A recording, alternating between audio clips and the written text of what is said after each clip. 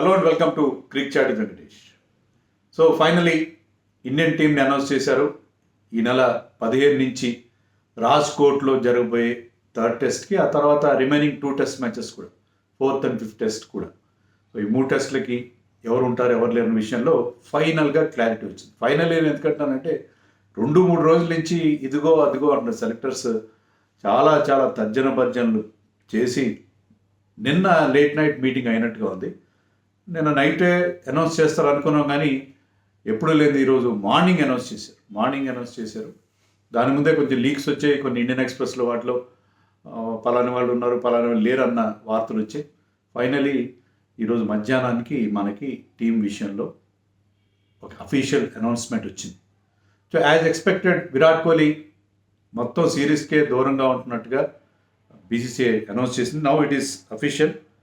దానికి ఒక స్టేట్మెంట్ కూడా ఇచ్చారు బీసీసీఐ వాళ్ళు. ఏమన్నారంటే, Virat Kohli will remain unavailable for selection for the remainder of the series due to personal reasons. వ్యక్తిగత కారణాల వల్ల మిగతా 3 టెస్టులకి విరాట్ కోహ్లీ అవైలబుల్గా ఉండడు అని బీసీసీఐ ఇప్పుడు అఫీషియల్గా అనౌన్స్ చేసింది.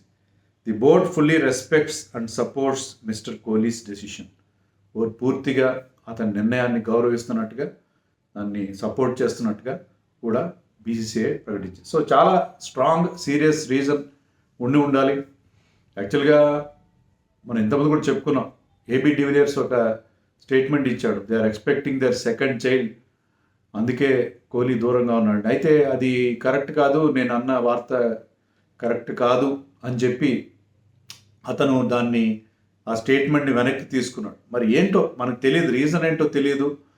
ఎందుకనో మనం దాన్ని స్పెక్యులేట్ కూడా చేయొద్దు. అది దాని గురించి విరాట్ కోహ్లీ వదిలేద్దాం. చాలామంది మన ఛానల్లో కానీ బయట కానీ విపరీతంగా కామెంట్ చేస్తున్నారు. ఎందుకంటే చైల్డ్ బర్త్ అయితే అంత ఉండాలా, అన్ని రోజులు దూరంగా ఉండాలా, విరాట్ కోహ్లీ కనీసం నేషనల్ డ్యూటీ విషయంలో కమిట్మెంట్ లేదు అనేదో ఇష్టం వచ్చినట్టు కారణం తెలియకుండా మాట్లాడడం ఏమాత్రం కరెక్ట్ కాదు. ఏదో స్ట్రాంగ్ రీజన్ ఉంది కాబట్టి విరాట్ కోహ్లీ నార్మల్గా అయితే ఖచ్చితంగా మ్యాచ్లు మిస్ అవ్వడు.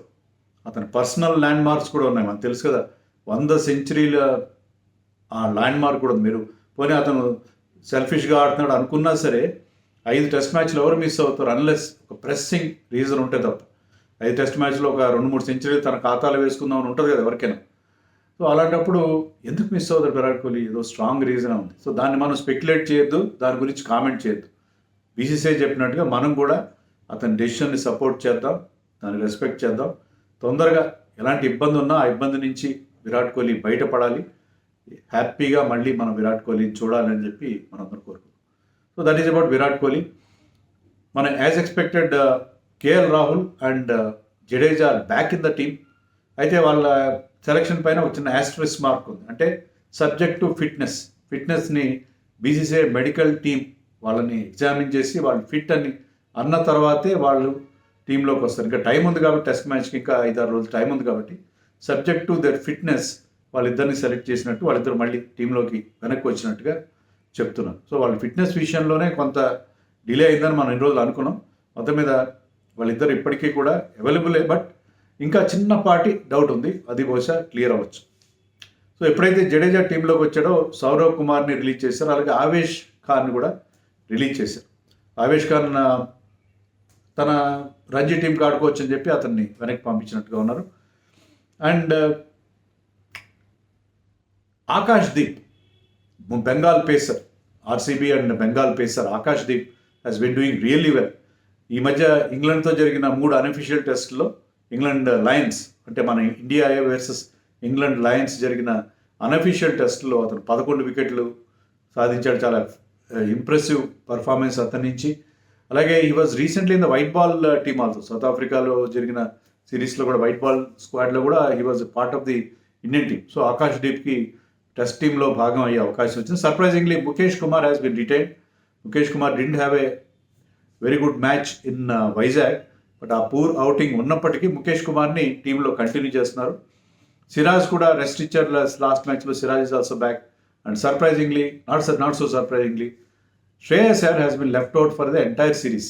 యాక్చువల్గా అతనికి బ్యాక్ ప్రాబ్లం ఉంది, గ్రాయిన్ ఇంజరీ ఉంది, అందుకని అతను టెస్ట్ మ్యాచ్ ఆడకపోవచ్చు థర్డ్ టెస్ట్ అని నిన్న వార్తలు వచ్చాయి. కానీ ఇప్పుడు ఏంటంటే అతన్ని మొత్తం 3 టెస్ట్లకి పక్కన పెట్టేశారు. సో అతను బ్యాక్ స్పాజం నుంచి బయటపడినా సరే టీంలోంచి, ఎందుకంటే అతని పర్ఫార్మెన్స్ బాగాలేదు, స్టార్ట్స్ దొరికినా దాన్ని పెద్ద ఇన్నింగ్స్గా కన్వర్ట్ చేయట్లేదనో, లేకపోతే అతని ఇంజరీ నుంచి పూర్తిగా కోలుకోవట్లేదనో మొత్తం మీద అతన్ని సిరీస్ మొత్తానికి పక్కన పెట్టారు. రజత్ పటిదార్ అండ్ సర్ఫరాజ్ ఖాన్ ఇద్దరు, రజత్ పటిదార్ లాస్ట్ మ్యాచ్లో 32-2 అనుకుంటా చేశాడు వైజాగ్లో, but still he has been retired, మరొక ఛాన్స్ ఇస్తారు అతనికి.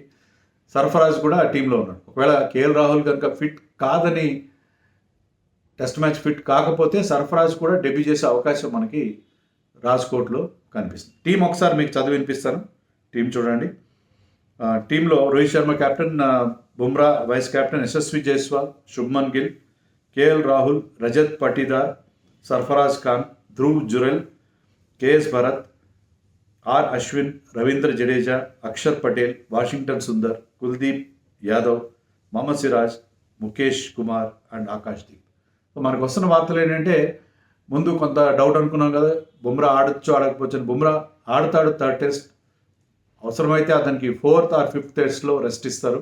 థర్డ్ టెస్ట్ ఇంపార్టెంట్ టెస్ట్ కదా, series is interestingly poised at 1-1. So బుమ్రాకి రెస్ట్ ఇవ్వాలి ఏదో ఒక పాయింట్లో, ఎందుకంటే ఈ మధ్య ఒక ఇంజరీ నుంచి బయటకు వచ్చిన బుమ్రా వరుసగా 5 టెస్ట్ మ్యాచ్ ఆడడం కరెక్ట్ కదా. అతను కూడా ఐపీఎల్కి అవైలబుల్ ఉంటాడు, ఇక్కడ ఉన్నాడంటే test match is 5 day FIR. So దాన్ని ఐపీఎల్తో ఎలా పోలుస్తారు? సో 5 టెస్ట్ మ్యాచ్ల్లో ఇప్పటికే 58 ఓవర్లు అన్ని వేశాడు. 2 టెస్ట్ మ్యాచ్లో చాలా ఎక్కువ ఓవర్లు వేయడం జరిగింది అతను. సో అందుకని అతనికి ఈ మ్యాచ్లో అయితే ఆడే అవకాశం ఉన్నట్టుగా మనకి వార్తలు వస్తాయి. So Siraj and Bumrah likely to play the test match అని మనం ఎక్స్పెక్ట్ చేయొచ్చు. సో ఇది స్క్వాడ్ మనం చూస్తే మనం చెప్పుకున్నట్టుగా సర్ఫరాజ్ ఖాన్ కూడా డెబ్యూ చేసే అవకాశం ఉంటుంది, రాహుల్ కనుక అన్ఫిట్ అని తేలితే. అలాగే జడేజా అన్ఫిట్ అని తేలితే మరి ఎవరిని ఆడిస్తారో కూడా చూడాలి. జడేజా అన్ఫిట్ అని తేలితే మరి అక్షర్ అండ్ కుల్దీప్ కంటిన్యూ అవుతారో, వాషింగ్టన్ సుందర్కైనా అవకాశం ఇస్తారు, అది కూడా మనం చూడాల్సిన అవసరం. అది పరిస్థితి టీం విషయంలో.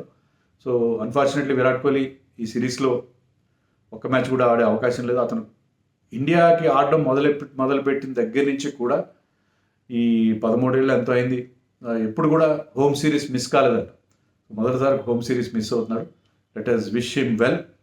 అతనికి ఉన్న ఇబ్బందులు ఏమైనా ఉంటే అన్నిటి నుంచి, ఆ పర్సనల్ ఇష్యూస్ నుంచి తొందరగా బయటపడాలి, మళ్ళీ మనకి అవైలబుల్ ఉండని కోరుకుందాం. And team should do well. రాజ్కోట్లో జడేజా అతను హోమ్ గ్రౌండ్ కాబట్టి అక్కడ ఆడితే కూడా బాగుంటుంది కదా. So that's all for now. ఇది లేటెస్ట్ అప్డేట్.